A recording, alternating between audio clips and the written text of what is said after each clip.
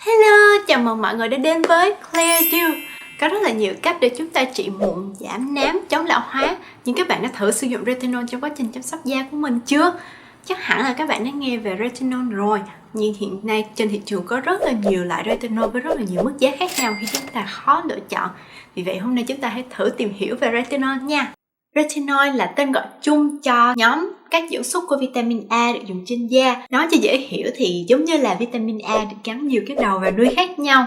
Gia đình retinol thường bao gồm tretinoin, adapalene, retinol và rất là nhiều dưỡng chất khác. Retinol hoạt động bằng cách đẩy nhanh quá trình chuyển đổi tế bào. Khi trẻ da chúng ta sẽ sản sinh tế bào mới mỗi 28 ngày, có nghĩa là cứ sau 28 ngày chúng ta lại có một lớp da mới. Nhưng khi chúng ta lớn lên thì quá trình này sẽ chậm lại, làm cho da chúng ta phục hồi chậm hơn, tạo ra các vết nhăn và các vết thâm nám. Retinol có thể đẩy nhanh quá trình này, giúp da chúng ta sản sinh ra collagen, làm mờ các vết nhăn, giảm mụn và còn làm mờ các vết thâm nám nữa. Các lợi ích này khiến retinol trở thành một trong những thành phần chống lão hóa hàng đầu. Có rất là nhiều dạng retinol khác nhau, nhưng dạng retinol được các bác sĩ tin dùng và có nhiều nghiên cứu khoa học nhất là retinoic acid hay còn được gọi là tretinoin. Đây là dạng retinol mạnh nhất, có tác dụng nhanh nhất. Cái dạng retinol khác phải trải qua quá trình phản ứng với enzyme trong da để biến thành dạng axit thì da mới hấp thụ được. Tretinoin có tác dụng nhanh, mạnh nhưng cũng mang đến rất là nhiều tác dụng phụ như làm da bị đỏ, nhạy cảm, dị ứng, ngứa, khô, bong tróc, làm da cực kỳ nhạy cảm với tia UV và điều này làm cho tretinoin được quản lý rất nghiêm ngặt, đặc biệt là ở nước ngoài. Chỉ có những ai có toa bác sĩ mới có thể mua được. Vì vậy nên tretinoin được coi là một loại thuốc để trị mụn viêm, mụn mủ. Ngoài ra thì nó còn có thể làm giảm mụn đầu đen và làm mờ các nếp nhăn. Tretinoin là thành phần chống lão hóa duy nhất được cơ quan quản lý thuốc và thực phẩm Hoa Kỳ công nhận. Nhưng không phải ai cũng có thể sử dụng được thành phần này do nó có tác dụng phụ rất mạnh và cũng cần phải có toa bác sĩ mới có thể mua được. Vì vậy có rất là nhiều hãng mỹ phẩm khác nhau cho ra đời các sản phẩm có chứa những dưỡng chất khác của retinol như retinol, adapalene hay là HPR trong các dạng serum emulsion kem dưỡng khác nhau. Khác với tretinoin có tác dụng ngay khi bôi lên da, các dạng retinol khác cần phải trải qua quá trình chuyển hóa trên da thì da mới có thể hấp thu được. Vì vậy các dạng retinol khác thường nhẹ nhàng hơn trên da.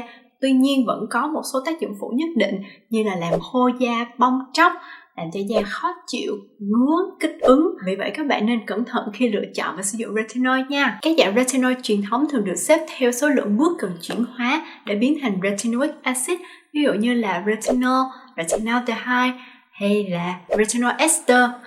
Ngoài ra còn rất là nhiều loại retinol thế hệ mới, ít tác dụng phụ hơn và ổn định hơn, ví dụ như là adapalene hay là granated retinol, còn được gọi là HPR.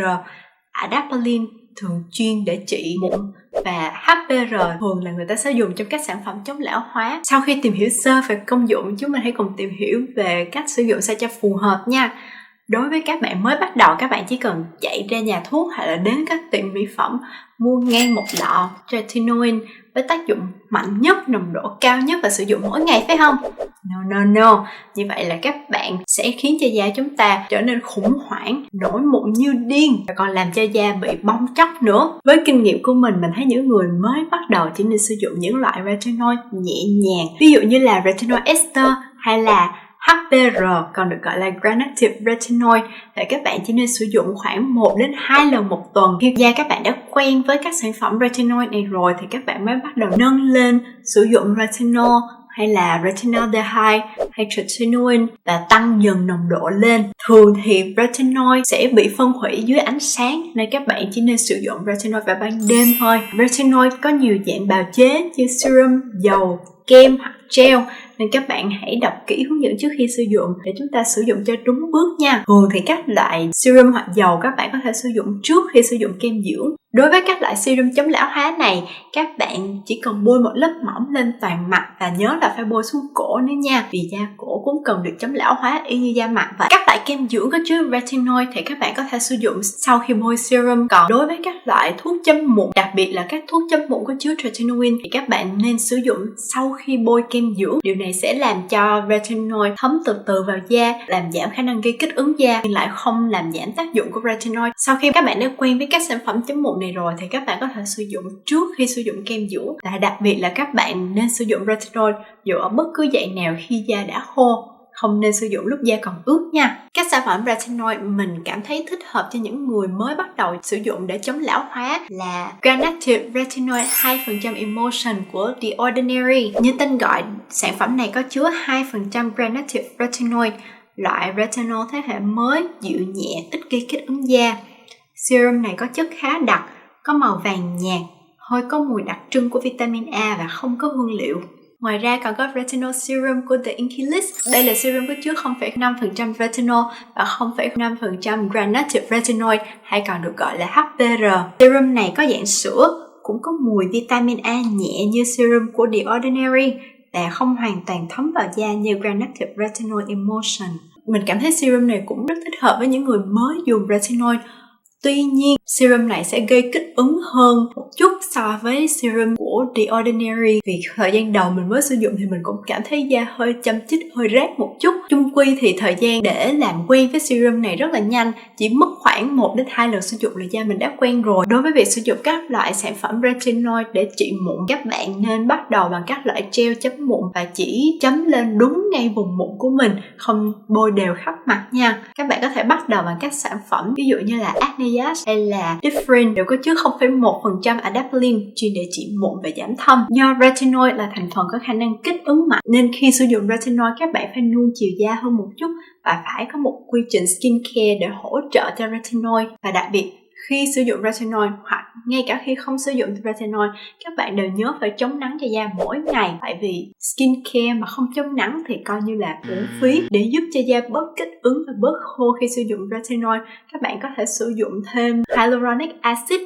centella hoặc là vitamin B5. Và để tránh cho da bị kích ứng, bị đỏ rát thì các bạn không nên sử dụng retinoid chung với vitamin C nguyên chất, L-ascorbic acid hay là benzoyl peroxide hay các loại AHA và BHA. Tác dụng của retinoid và AHA, BHA là bổ trợ cho nhau. Một bên thì sẽ làm cho da sản sinh tế bào mới, còn một bên thì sẽ giúp cho da đẩy đi các tế bào cũ, làm cho da sáng và đều màu hơn. Nhưng hai thành phần này không thể kết hợp với nhau trong cùng một chu kỳ. Thường thì mình sẽ sử dụng retinoid vào một tối và tối hôm sau thì mình sẽ đổi qua sử dụng AHA, BHA, hoặc là các bạn có thể dùng axit buổi sáng và retinoid vào buổi tối. Sau khi các bạn đã làm quen được với các sản phẩm retinoid này và khi sử dụng không cảm thấy da bị đỏ rát hay bị kích ứng nữa thì các bạn có thể nâng tần suất sử dụng lên từ 1 đến 2 lần một tuần thành 3 đến 4 lần một tuần. Và nếu như các bạn muốn thì các bạn có thể nâng lên sử dụng hàng đêm. Sau khi sử dụng được 3 đến 4 tháng hoặc là khi sử dụng hết 1 đến 2 chai sản phẩm retinoid cũ thì các bạn có thể nâng đô lên một dạng retinoid mạnh hơn. Khi vừa mới nâng đô lên thì cũng chỉ nên bắt đầu sử dụng 1 đến 2 lần một tuần, rồi từ từ nâng tần suất lên thành 3 đến 4 lần một tuần nha. Đối với tác dụng chống lão hóa, các bạn có thể thấy tác dụng sau chừng 3 đến 4 tháng sử dụng. Nếu mà các bạn muốn thấy tác dụng rõ rệt thì các bạn nên cho retinoid ít nhất là 5 đến 6 tháng để thấy da mình thay đổi. Vì vậy, để có kết quả tốt, các bạn nên kiên trì trong việc sử dụng retinoid nha. Còn đối với tác dụng trị mụn, khi các bạn sử dụng các loại retinoid đặc trị để trị mụn thì chỉ cần vài đêm là các bạn có thể thấy là nốt mụn của mình giảm sưng, giảm viêm, có thể xẹp nhanh hơn. Chúc các bạn thành công và cảm ơn các bạn đã xem đến hết video này. Nếu các bạn thích, nhớ nhấn like, subscribe và rung chuông để nhận được thông báo. Chúc các bạn có thật nhiều sức khỏe và bye bye!